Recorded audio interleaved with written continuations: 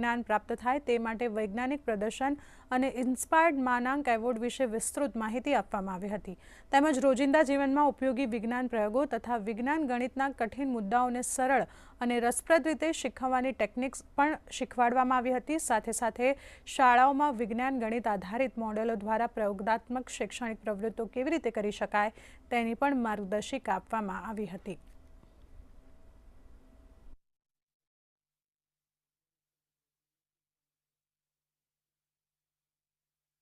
આ જે શિક્ષણની 2 દિવસીય તાલીમ હતી, જેમાં શિક્ષણમાં પ્રેક્ટિકલ સાથે સાથે બીજું અન્ય જ્ઞાન પણ જેટલું જ મહત્વનું છે એટલું જ આઈટી રિલેટેડ જ્ઞાન પણ મહત્વનું છે, જે મેં આ 2 દિવસની તાલીમમાં એમને આપ્યું છે।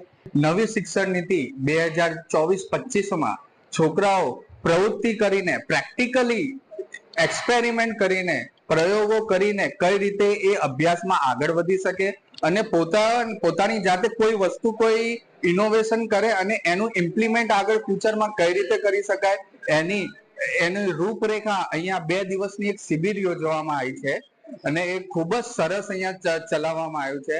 ગણિત વિજ્ઞાન પ્રયોગશાળા અને ઇન્સ્પાયર્ડ એવોર્ડ બાબતના કેટલાક નમૂના એ શિક્ષકો સુધી પહોંચે અને એ શિક્ષકો દ્વારા બાળકો સુધી જાય એ હેતુથી અહીંયા તાલીમનું આયોજન કરવામાં આવ્યું છે અને આ તાલીમનું આયોજન અહીંયા આ વિજ્ઞાન કેન્દ્ર ખાતે રાખવામાં આવ્યું છે, જેનાથી અમને ખૂબ જ એક એફર્ટ એવું મળ્યું છે। અહીંયા બહુ જ ઉપયોગી સાધનો મળી રહ્યા છે, જેના કારણે અમે શિક્ષકોને એ સાધનો બતાવ્યા છે।